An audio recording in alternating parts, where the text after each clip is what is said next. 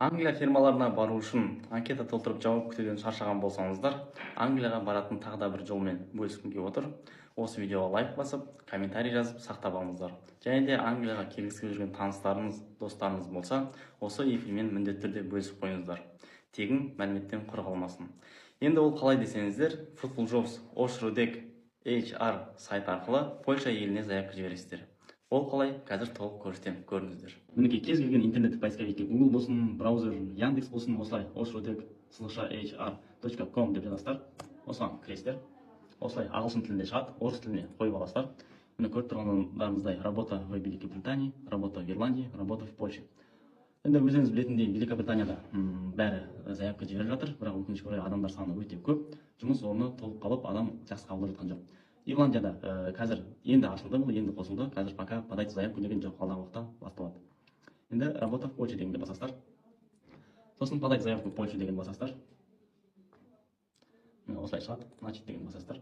И астына өтіп, енді түсіндіреді, қалай жұмысты түсіндіреді, аптасына қанша сағат, 40-60 деген сияқты, және айлық $2000 анау. И бұл жақта да объем, егер көп жұмыс жасаған жағдайда, көп жемшілік жинаған жағдайда, плюс бонус алу мүмкіндік бар деген сияқты. Бұл жақта аспай өзіңіз танысып шығасыз. Мына жақта жұмысты түсіндіреді, видеосы бар арнайы. Сосын келесіге өтесіз, мынау сіздің тұратын жеріңіз, жұмысыңыз деген сияқты. И период деп өте бересіз. И мына жақта сұрайды сізден, сіз өзіңіз туралы мәлімет жіберуге дайынсыз ба? Біздің электронды почтаға сіз да дейсіз да, өтесіз. Сосын мына жақта период дейсіз. Мына жақта сіз міндетті түрде электронды почта жазасыз. Бұл жақта gmail.com болған дұрыс. Mail.ru-ға қарағанда тоже период дейсіз. Сосын сіз қай елде Польшаға заявка жіберіп жатсыз. Өз еліңізде болса өз еліңізде, яғни Қазақстанда деген сияқты. Кетесіз, келесі неге и отправить дейсіз. И осындай парақша ашылады. Мынау анкета уже 26 жылға Польшаға анкета тапсырылды. Ал бастаймыз. Бұл жақта сізден сұрайды, сіздің селфи суретіңізді сұрайды. Ол суретте сіздің түріңіз анық, нақты көрініп тұру керек, және де фотоның 70-80% сіздің түріңізді құрау керек. Яғни жақыннан нақты анық қылып жүресіз. Және де загран паспортыңыздың бірінші бетін сканерлеп, жақсылап JPEG форматта дайындап қоясыз.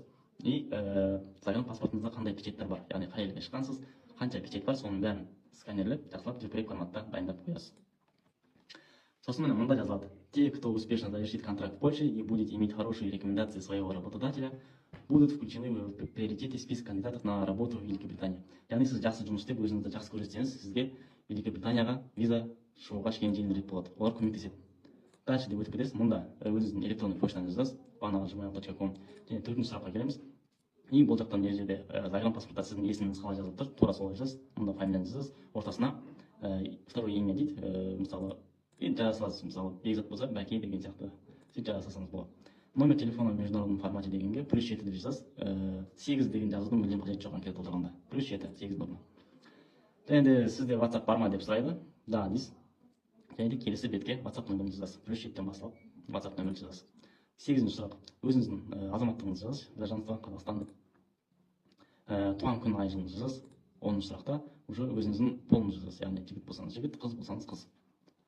Келесі сұрақ. Қай өзіңіздің адресіңізді жазасыз.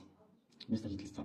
Квартира, дом, улица бәрін жазасыз. Қай қала, қай облыс, почтовый индекс, код.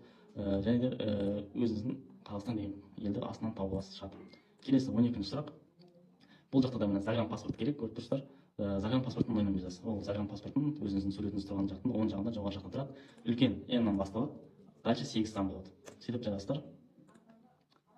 Келесі 13-ші сұраққа өтесіз. Берілген күнін жазасыз, загран паспорттың күн, ай, жылын жазасыз. Және де аяқталатын уақытын жазасыз. Күн, ай, жыл. Және де загран паспортыңыздың аяқталуына 10 ай, 9 ай қалса, онда сізге жаңасын алған дұрыс. Себебі сіз загран паспортыңыздың сұрап өтіп кетсе, олар қабылдамайды. Кемінде 1 жыл запас болу керек. Кім берді? Оны жазасыз, загран паспортта жазылып тұрады, берген. Келесі 16-ші сұрақ. Бағанағы селфи осы жаққа давай фото деп жібересіз өзіңіздің селфиіңізді. Келесі 17-ші сұрақта бұл жаққа бағанағы загран паспортыңыздың бірінші алғашқы бетін жібересіз, дайындап қойған бағанағы. Және де келесі ол сурет бағанағы печаттарды жібересіз. Загран паспортыңызда қандай печаттар бар, бәрін осыға салып жібересіз. Келесі 19-ші сұрақ. Сізге Польшаға отказ келді ма? Польшаға визаға тапсырғанда отказ келді ма? Да болса да, нет болса нет деп жазасыз. 20-ші сұрақ. Егер да болса, қандай себеппен причинасын жазасыз. Келесі сұрақ 21-ші. Великобританияда жұмыс жасағансыз ба? Да болса да, нет болса нет. Келесі 22-ші сұрақ. Қай жылдар жасадыңыз? Ұлыбританияда қай жылдар? 22-ші жыл болса 22, 23 жыл болса 24, соны жазасыз. Келесі 23-ші сұрақ. Сол Ұлыбританияға қай сайт арқылы бардыңыз? Agrichar, Fruitful Jobs, Concordia, Hobbs деген кез келген жазасыз. Енді кез келген дегенде қайсымен барыңыз, соны жазасыз. және де бұл жерде сұрайды сізден, сіз Польшаға өзіңіздің шақырғыңыз келетін, яғни бірге барғыңыз келетін танысыңыз, досыңыз бар ма дейді. Да болса да, нет болса нет. Сосын келесі сұрақ, бұл 25-ші соңғы сұрақ. Егер да болса, егер танысыңызбен, досыңызбен барғыңыз келсе, осында оның аты жөнін жазасыз, латынша, займ паспортта қалай тұр солай. Және де сол көрсеткен адамыңызда осы сайтта дәл осы жерде оның да осындай анкетасы болу керек. Ол жерде осы сұрақта, 25-ші сұрақта, ол жерде сізді белгілеу керек, сіздің аты жөнін жазу керек. Сіз онымкін жазасыз, яғни ол сіздікін жазады. Сосын отправить дегенді басасыз. Енді менікі кеткен жоқ, өйткені мен барлық сұрақтарға жауап жазған жоқпын. Барлық сұрақтарға жауап жазып, отправить десеңіз кетеді. Сөйтіп, осы сайттан жауап күтесіз. Польшаға кету жеңілдік Англияға қарағанда. Ал барлықтарыңызға сәттілік.